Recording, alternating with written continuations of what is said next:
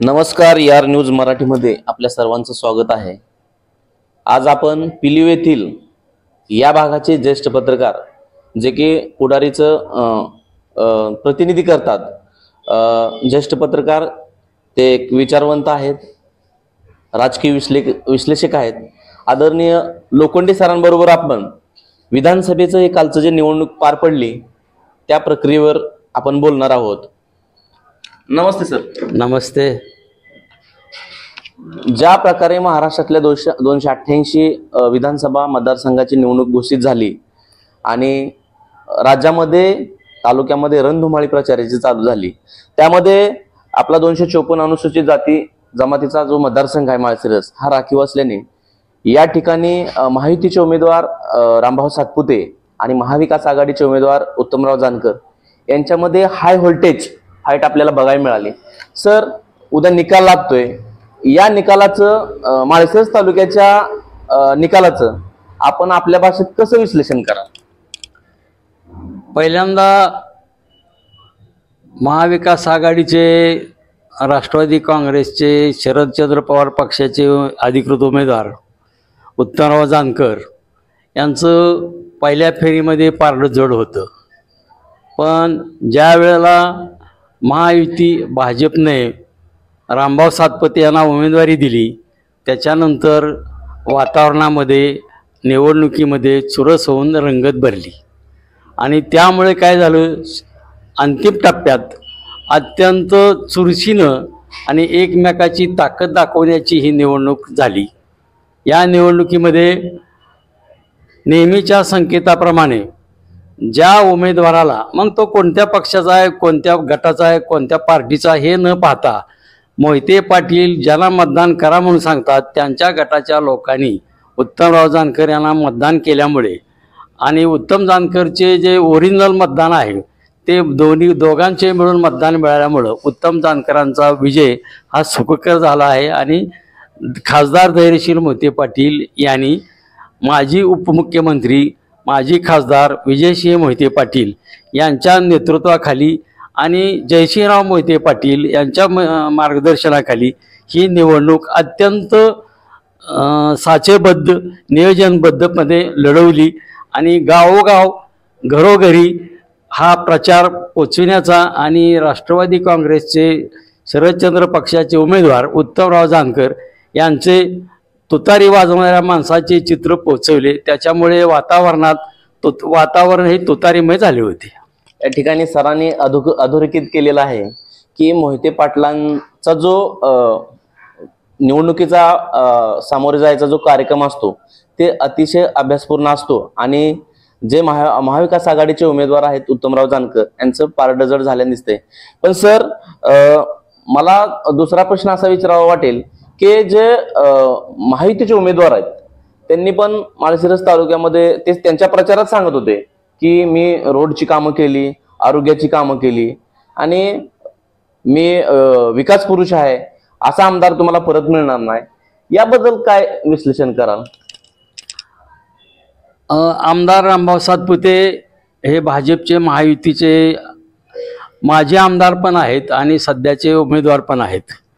त्यांनी पिलीव भागाचा विचार केला, कारण मी पिलीव भागाचं प्रतिनिधित्व करतो म्हणून पिलीव भागातील विचार केला तर पिलीव भागामध्ये 42 कोटीची कामं दिलीत असं म्हणतात आणि कागदोपत्री ती कामं मंजूर पण आहेत, परंतु ती सर्व कामं अत्यंत मंद गतीने आणि काही ठिकाणी झालीच नाहीत। उदाहरणार्थ त्यांनी गेस्ट हाऊसला, जे ब्रिटिशकालीन गेस्ट हाऊस आहे इथं पिलीवला सातारा सोलापूरच्या सरहद्दीवर अत्यंत महत्त्वाचे आणि उपयुक्त असं गेस्ट हाऊस आहे, त्याच्यासाठी 4,69,00,000 रुपये मंजूर केलेले आहेत।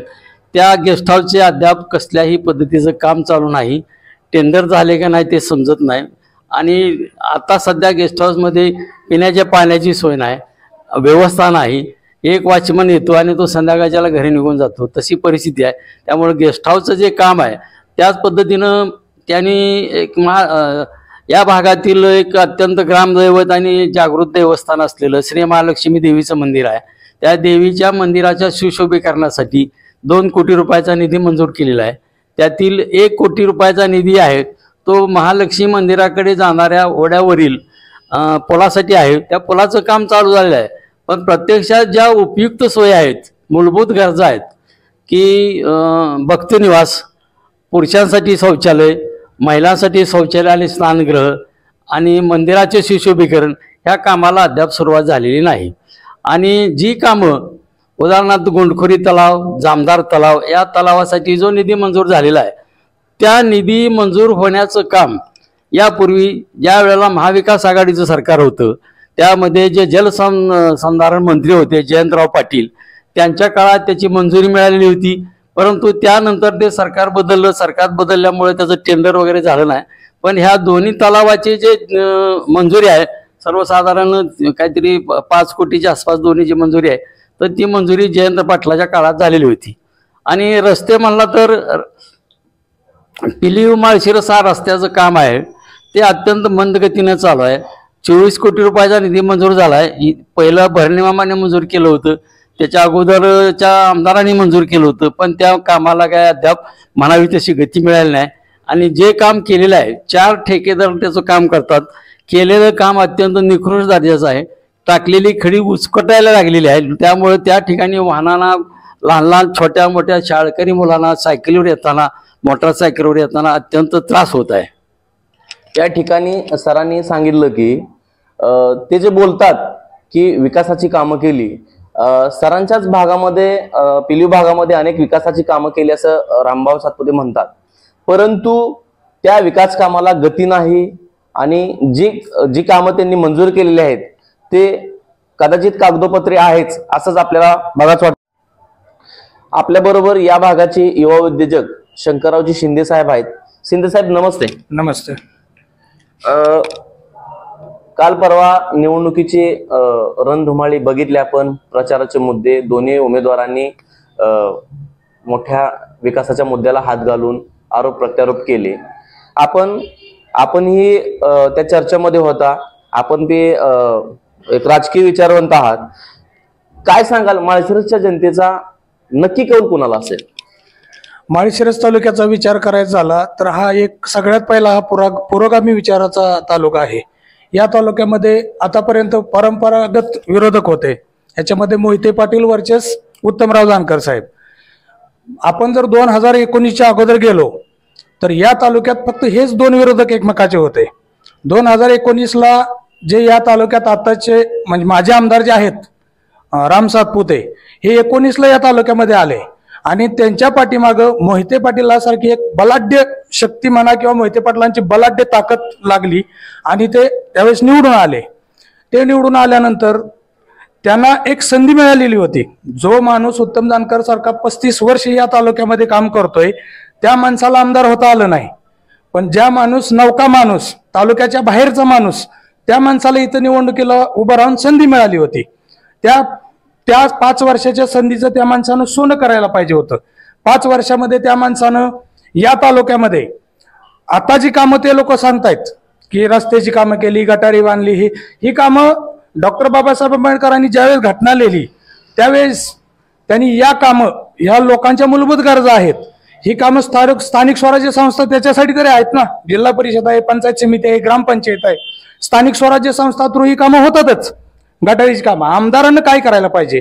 आज पिलीव सारखं एक मोठी बाजारपेठ आहे, इथं बँकेचा प्रश्न आहे. एक बँक नॅशनलाइज बँक आहे, इथे 5-10 नॅशनलाइज बँका यायला पाहिजे होत्या. असेच पिलीव सारखं जे माळशिरस तालुक्यातली मोठी मोठी गाव आहेत तिथं सगळ्यात पहिलं बँका यायला पाहिजे होतात. त्या बँका येण्याच्या मागे कसं असतं, बँका आल्या की उद्योजकांना कर्ज पुरवठा मिळतो, छोट्या मोठ्या व्यावसायिकाला कर्ज पुरवठा मिळतो, ते करायला पाहिजे. ते केलं नाही त्यांनी. त्याच्यानंतर दुसरा प्रश्न विद्यार्थ्याचा. त्यांनी या तालुक्यातले कितीतरी विद्यार्थी बाहेरच्या जिल्ह्यामध्ये जात आहेत, पुणे मुंबई सारख्या ठिकाणी जात आहेत. यातला बेसिकल एरिया जर बघितला तर हा शेतकऱ्यांचा एरिया आहे. हा तालुका शेतकऱ्यांचा तालुका आहे. इथं सगळ्याचं उत्पादन इतकं नाही की ज्यांची मुलं बाहेरच्या जिल्ह्यामध्ये जाऊन पुणे मुंबई सारख्या सिटीमध्ये जाऊन पोचली जातील चांगल्या प्रकारे. त्या मुलांची जर शिक्षणाची सोय इथं केली असती, मेडिकल कॉलेज सारखं एखादं मोठं कॉलेज आणलं असतं, एखादं रिसर्च इन्स्टिट्यूट काढलं असतं, इंजिनिअरिंग कॉलेज काढलं असतं, तो एक विकासाचाच मुद्दा होता. म्हणजे विद्यार्थ्याच्या शिक्षणाची सोय झाली असती, तर आपल्याला इथं विद्यार्थी घडवता आले असते आज MBBS सारख्या याला कोर्सला ऍडमिशन घ्यायचं म्हणलं तर 1-1 कोटी भरावं लागतायत. तर 1-1 कोटी भरण्याची परिस्थिती आपल्या तालुक्यातल्या लोकांची आहे का? तर तेच कॉलेज जर इथं झालं असतं आपल्या तालुक्यात तर आपल्याला त्याचा फायदा झाला असता. त्याच्या पुढचा शेतकऱ्यांना हे जे सांगतात आरोग्य दूत किंवा काय शेतकऱ्यांना आम्ही हे केलं ते केलं, आरोग्य दूत पहिल्यापासूनच या योजना आहेत. महात्मा ज्योतिराव फुले ही राष्ट्रीय योजना होतीच हॉस्पिटलमध्ये. त्या योजनेचं ते नवीन काय केलेलं नाही, ते काँग्रेसच्या काळापासून आहे. ऑपरेशन केली, पण ते भाजपला कशी सवय करायचं 5 रुपयाचं काम आणि दाखवायचं 5 लाखाचं. म्हणजे 5-50 लोकांचे ऑपरेशन केले असतील तर ते 3-3.5 हजार लोकांचे ऑपरेशन केली म्हणतात. तर असं हे जर काम करतायत ती लोक, तर हे काम करत असताना त्यांनी आरोग्य दूत म्हणून जे मिरवतायत आता सध्या की आम्ही आरोग्य दूत आहोत, आम्ही आरोग्याच्या सेवा केले, ऑपरेशन केलेत, 3-3.5 हजार लोकांचे ऑपरेशन या तालुक्यात कुठंच केली नाहीत. त्यांच्या लोक जे सांगतात किंवा ते स्वतः सांगतात, त्यांची मिसेस एक आकडा सांगते 1,000 कोटी 1,500 कोटी आणले, त्यांच्या जिल्ह्याचा अध्यक्ष सांगतो 3,000 कोटी आणले. कुठं आणला इतका निधी? इतका निधी आपल्या इथं कुठंच आलेला नाही. आपल्या तालुक्यामध्ये हा निधी आपल्याला मिळालेलाच नाही आतापर्यंत. हा एक विषय झाला. दुसरा विषय आला शेतकऱ्याचा. हा एरिया शेतकऱ्याचा आहे. शेतकऱ्यासाठी आता माळशिरस तालुक्याचा जर हा पिलीव गट असेल किंवा अजून नातेपुते भागातला एक गट असेल तर या गटामध्ये पाण्याची खूप गरज आहे.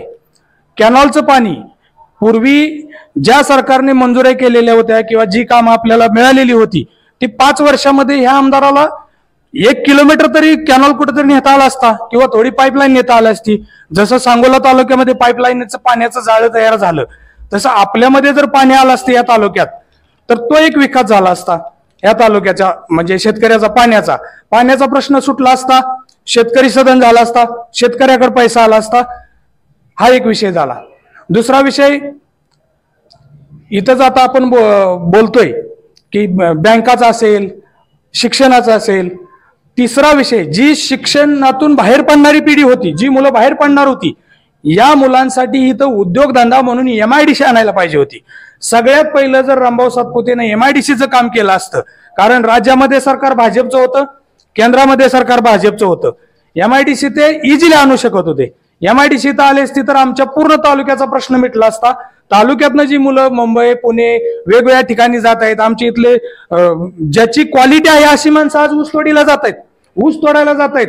11वी, 10वी, 12वी शिक्षण झालेली पोरं ऊस तोडायला जात आहेत. हीच पोरं आज वर्कर म्हणून एखाद्या कारखान्यात काम केलं असतं त्यांनी आणि त्यांच्या मुलांना इथं शिक्षिता आलं असतं तर त्या मुलांना ऊसतोडीला जाण्याची गरज पडली नसती. यांनी जर MIDC इथं आणली असती तर, आणि ती MIDC आणली असती इथं तर ते MIDC मध्ये आपल्याला इथं जी शिक्षणातून बाहेर पडलेली मुलं आहेत ती आता इथं आपल्याला कामाला मिळाली असती. या ठिकाणी देतो बोलायला तुम्हाला. या ठिकाणी शिंदे साहेबांनी बऱ्याच गोष्टी सांगितल्या की माळशिरस तालुका हा पुरोगामी विचारांचा माळशिरस तालुका आहे. यामध्ये अनेक निवडणुकीच्या काळामध्ये आमदार राम सातपुते यांच्याकडून बरेचसे एखाद्या समाजाला टार्गेट करणं वगैरे असे वक्तव्य त्यांच्याकडून आले. त्याच्यासह तालुक्यामध्ये शेती, उद्योग आणि शिक्षणाचा जो विषय आहे, आरोग्याचा विषय आहे, अशा अनेक गोष्टीवरून शिंदे साहेबांनी आपल्याला माहिती दिली. अजून पुढे काय सांगायचं बोला.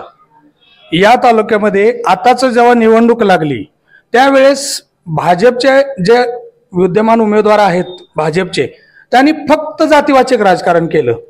आणि जे महाविकास आघाडीचे उमेदवार आहेत उत्तम जानकर, त्यांचं तुम्ही कोणतंही भाषण घ्या, कुठलंही लोकांशी चर्चा केलेली घ्या, त्यांनी कधीही जातीचा उल्लेख केला नाही.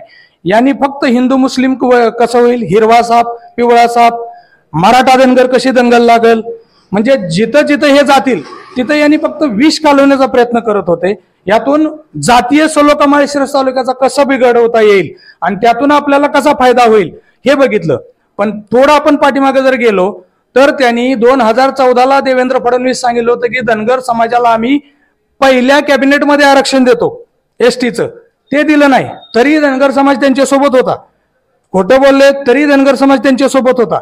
त्याच्यानंतर त्यांनी मराठा समाजाला आरक्षण दिलं आरक्षण मराठा समाजाला, परंतु कोर्टामध्ये जे गेले ती लोक फडणवीसचीच होती. म्हणजे एका बाजूला द्यायचं आणि एका बाजूला कोर्टात पण तुम्हीच विरोध करायचा. आणि या तालुक्यामध्ये मराठा आणि धनगर कसं भांडण लागल हे चित्र निर्माण करण्याचा प्रयत्न केला. पण इथला मराठा आणि धनगर हा पूर्वीपासून एकमेकाच्या बांधाला बांधायत. एकमेकाच्या बांधाला बांधतो इथं राहतोय पूर्वीपासून, तो भांडणारच नव्हता.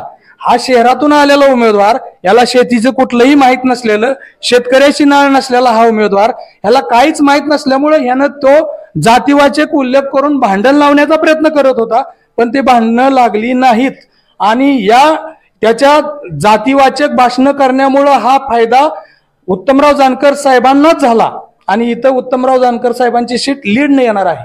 या ठिकाणी शिंदे साहेबांनी सांगितलं की महत्वाचे 2 भारतीय जनता पार्टी सत्तेत आल्यानंतर मराठा समाजाला आणि धनगर समाजाला पहिल्या कॅबिनेटमध्ये आरक्षण देतो असं वक्तव्य उपमुख्यमंत्री देवेंद्र फडणवीस साहेबांनी केलं होतं आणि बरेचशा मुद्द्यांना यांनी हात घातला.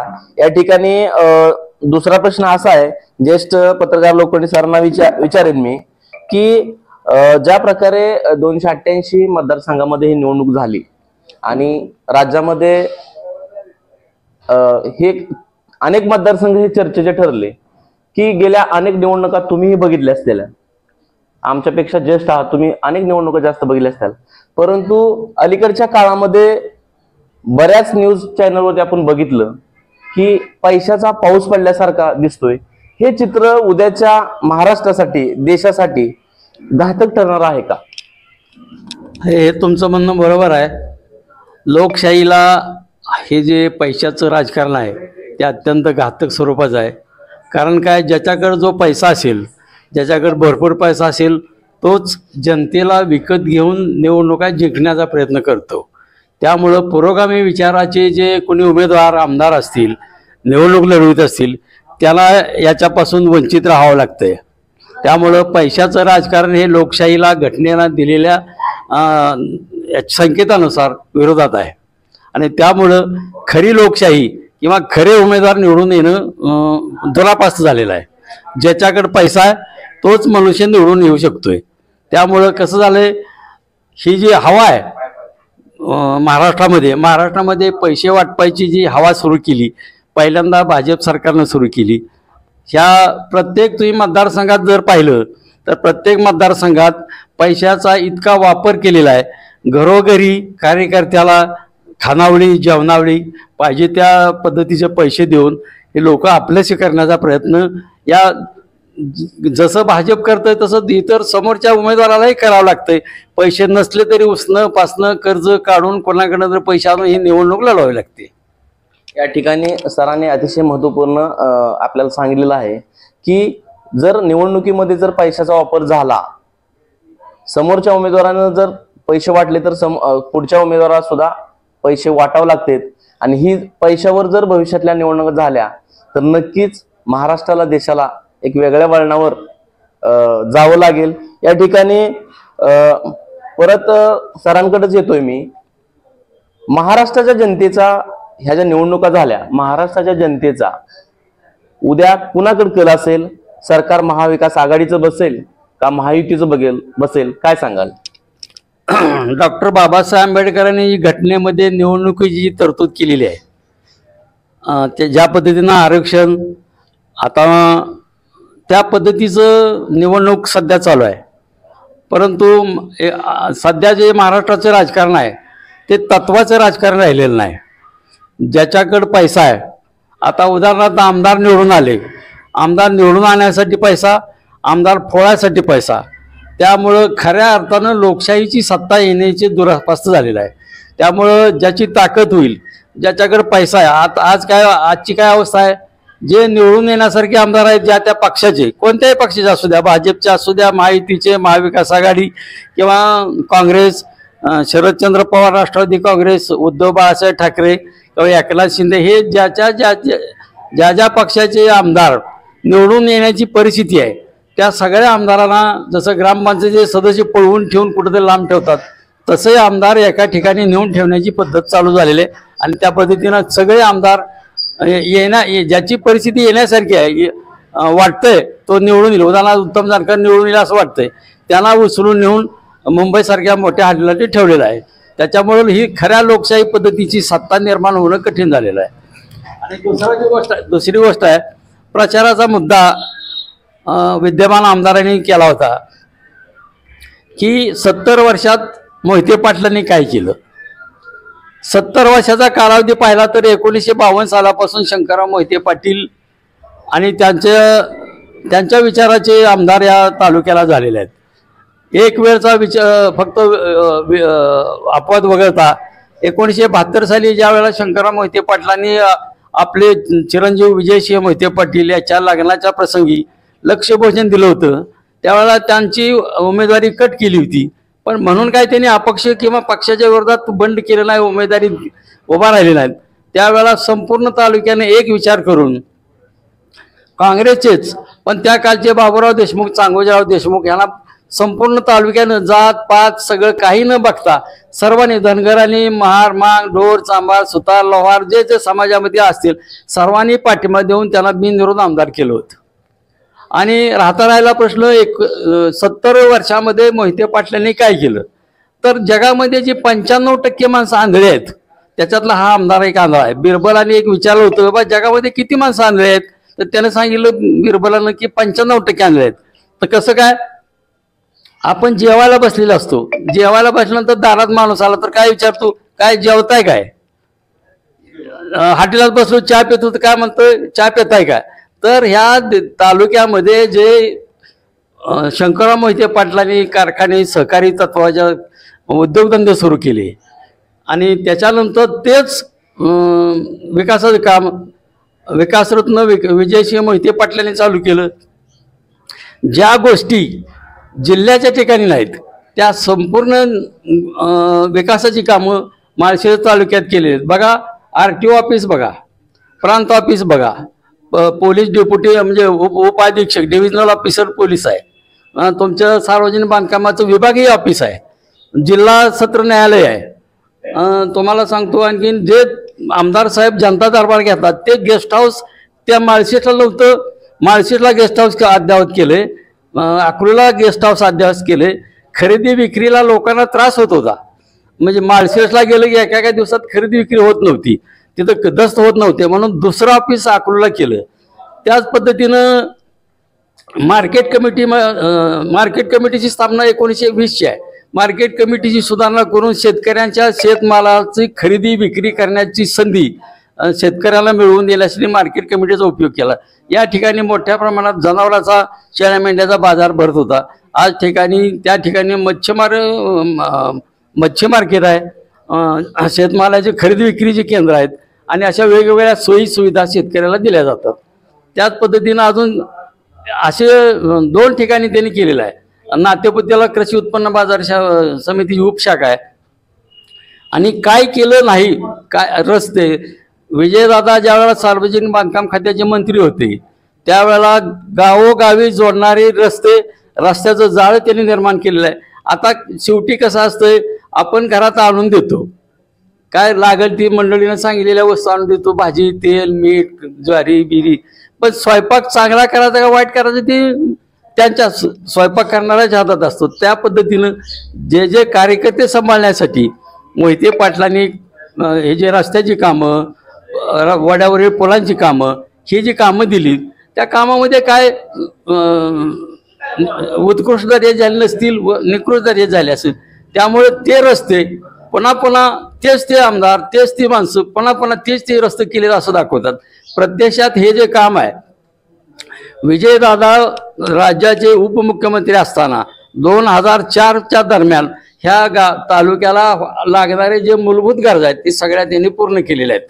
त्याच पद्धतीनं पाण्याची सोय, हे आपण नेरा उजवा कालव्याची जी परिस्थिती पाहतो, त्या पाणी वाटपाचा जो प्रश्न होता त्यावेळेला अजित पवारांनी आपल्यावर अन्याय करून आपल्या नेरा उजवा कालव्याचं पाणी जे आपल्या तालुक्याच्या 4 तालुक्याच्या वाट्याचं पाणी होतं, फलटण, माळशिरस, सांगोला आणि पंढरपूर, त्याच्यात कमी करून एकट्या बारामती तालुक्यासाठी 57% आपल्याला 43%. पूर्वी कसं होतं, ब्रिटिश काळापासून वाटप होतं 57% ह्या 4 तालुक्याला होतं आणि 43% बारामती आणि इंदापूर तालुक्याला होतं. ते उलट अजित पवारांनी केलं, 57% त्याला ठेवलं आणि 43% आपल्याला दिलं. त्याच्यावर सुधारणा केली. आणि दुसरं जे आता जो रणजितसिंह नाईक निंबाळकर यांनी जी निरा देवधर प्रकल्पाची योजना सुरू केली ते टेंडर झालंय, परंतु त्या टेंडरमध्ये ज्या वेळेला निरा देवधर प्रकल्पाचं निरा खोऱ्याचं जे धरण बांधायचं होतं त्यावेळेला त्याचा प्रस्ताव आला होता त्यावेळेला या तालुक्याची समावेश त्या प्रस्तावात नव्हता, तर विजयदादांनी या निरा खोऱ्याचा निरा प्रकल्प तयार करण्यासाठी या तालुक्याचा त्यात समावेश केला आणि त्या काळचे शिवाजीराव पाटील निलंगेकर मुख्यमंत्र्यांनी त्याला मान्यता दिली. आज जे माळशिरस तालुक्यातील 22 गावं शेतीच्या पाण्यापासून पिण्याच्या पाण्यापासून वंचित आहेत, निरा देवधर प्रकल्पामध्ये या गावाचा समावेश केला आहे असं माजी जे खासदार आहेत रणजितसिंह नाईक निंबाळकर ते सांगतात. पण प्रत्यक्षात तशी परिस्थिती नाही. या 22 गावाला पाण्याचं निरा देवधर प्रकल्पातून पाईपलाईनद्वारे जे पाणी आणायचं आहे त्याचं टेंडर झालं नाही. टेंडर फक्त गारवड गोरवाडीपर्यंतच्या पाणी देण्यासाठी झालेलं आहे. तर ह्या भागातल्या लोकांची जी मागणी आहे, रितसर मागणी आहे की या निरा देवधर प्रकल्पातून कसल्याही पैसे, आज जर तुम्ही सुळेवाडी, शिंगुर्णी, बचेरी आणि उर्वरित भाग आहे, निरा उजवा कालव्याचं पाणी या संपूर्ण गावाला पुरत नाही आणि त्यामुळं ह्या भागातील शेतकरी अत्यंत दयनीय अवस्थेत आहे. शेती पडाक आहे. त्यामुळं ह्या निरा देवधर प्रकल्पातून पाणी कोथळे कारंडोपासून शिंगोर्णीपर्यंतच्या 22 गावाला मिळावं याच्यासाठी प्रयत्न करणं गरजेचं आहे. तो प्रयत्न त्यांनी केलेला आहे. आणि दुसरी गोष्ट, या भागामध्ये माळशिरस तालुक्यामध्ये सर्व प्रकारच्या शैक्षणिक सुविधा आहेत. कॉलेज आहेत, BSc ॲग्री कॉलेज आहे, इंजिनिअरिंग कॉलेज आहे, BMS कॉलेज आहे, B फार्मसी आहे, D फार्मसी आहे. या विद्यार्थ्यांना जी हॉस्टेलची सोय लागते, कारण खेडेपाड्यातून आलेली मुलं रोज जाऊन येऊन करणं किंवा त्या बसनं जाणं किंवा अकलूज, पाणीव, माळशिरस सारख्या ठिकाणी खोल्या भाड्याला करून घेणं, मेस लावणं हे काय आर्थिकदृष्ट्या परवडत नाही. त्याच्यासाठी शासकीय वसतिगृहाची उभारणी व्हायला पाहिजे होती.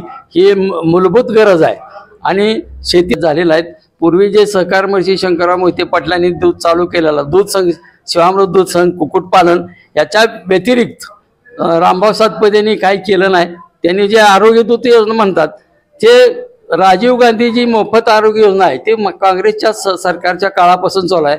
महात्मा फुले जन आरोग्य योजना आहे ते त्या सरकारच्या काळापासून चालू आहे. ह्यांनी काय केलं, 2.5 लाखाचं 5 लाख केलं. कारण सध्या जे लागतं इंडेक्स नंबर प्रमाणे महागाई वाढलेली आहे, त्याबद्दल त्याच्या फक्त अनुदानात वाढ केलेली आहे असं हे त्यांनी जे सांगतात त्या पद्धतीने नुसतं फुगवट आहे. प्रत्यक्षात जी ताकद नाही, ते आपण जे म्हणतो का ना बाळसं नाही, हे नुसती सूज दाखवलेली आहे, फुगवटं दाखवलेलं आहे. हे सगळं बनावट आहे, खोटं नाटं दाखवतात.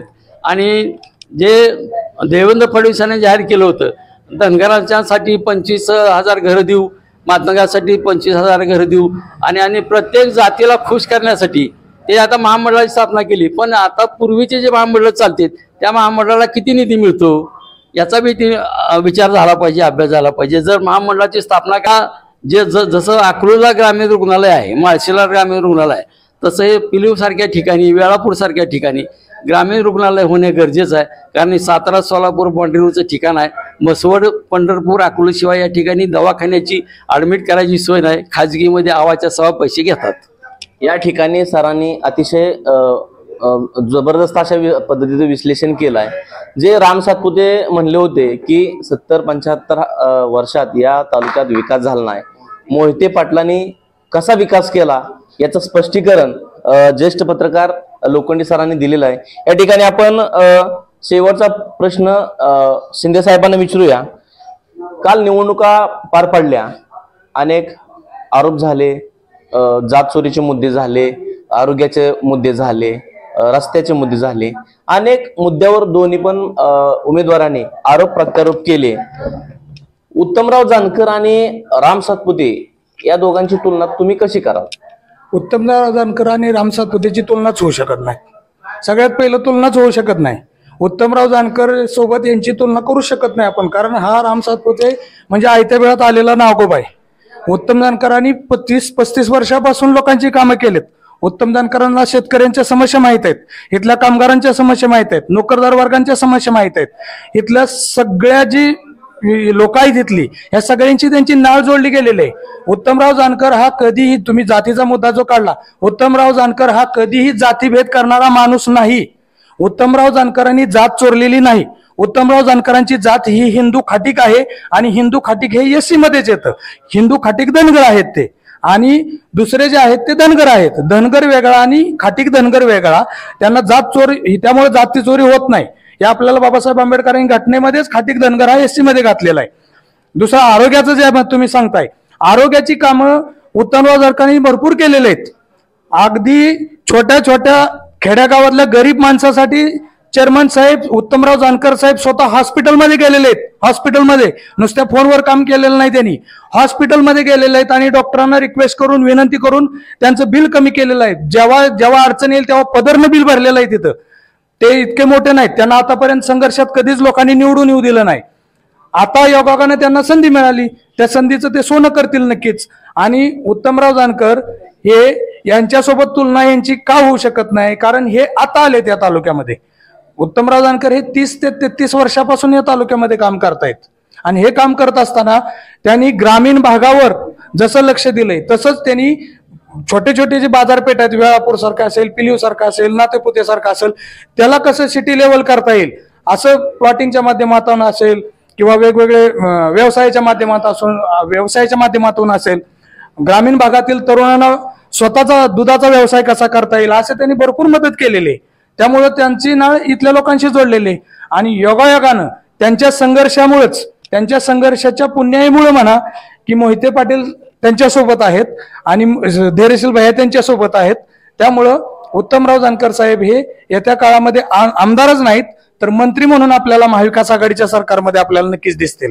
या ठिकाणी शिंदे साहेबांनी आपल्याला सांगितलेलं आहे की उत्तमराव जानकरांकडे सत्ता नसताना सुद्धा माळशिरस तालुक्यातल्या माणसांचा, शेतकऱ्यांचा विकास करण्याचा प्रयत्न त्यांच्या हातून झालेला आहे.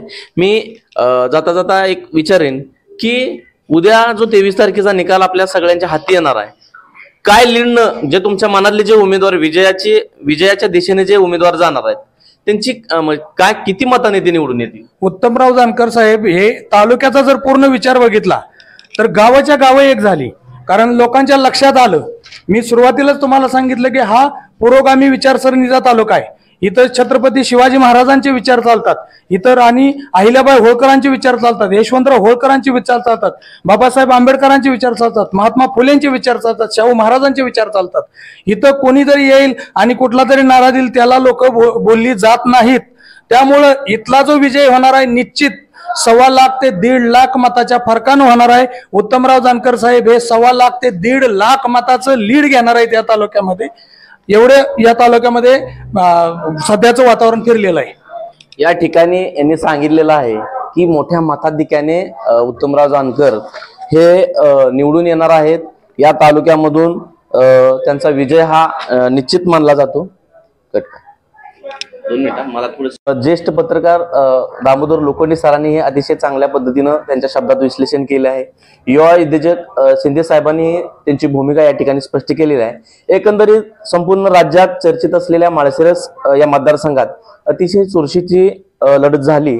या लढतीकडे सर्वांचेच लक्ष लागले होते. या मतदारसंघात विद्यमान आमदार राम सातपुते आणि महाविकास आघाडीचे उमेदवार उत्तम जानकर यांच्यात अटीतडीची लढत झाली. या लढतीमध्ये उत्तमराव जानकर हे बाजी मारू शकतात. या मतदारसंघात नेहमीच राज्याचे माजी उपमुख्यमंत्री आदरणीय विजयसिंह मोहिते पाटलांचा प्रभाव राहिलेला आहे. त्यामुळे महाविकास आघाडीचे उमेदवार उत्तमराव जानकर यांची यंत्रणा ही मोहिते पाटील परिवाराने अतिशय व्यवस्थितपणे राबवल्यामुळे त्यांचा विजयाकडे घोडदळ राहणार आहे. विद्यमान खासदार धैर्यशील मोहिते पाटील यांनी शेवटची जी उत्तमराव जानकरांची अकलूजच्या पाटीलवाड्यामध्ये जी सभा झाली आणि त्या सभेत सर्व तालुक्यातील कार्यकर्त्यांना सांगितलं की यावेळेस पुढचे आमदार आपल्याला पाडायचे आहे आणि आपल्या घरातले उमेदवार उत्तमराव जानकर यांना निवडून आणायचं आहे. या आव्हानाला माळशिरस तालुक्यातली जनता कसा प्रतिसाद देते ती उद्याच्या 23 तारखेला आपण बघू. मी अण्णा भोसले, यार न्यूज सह पिलीव.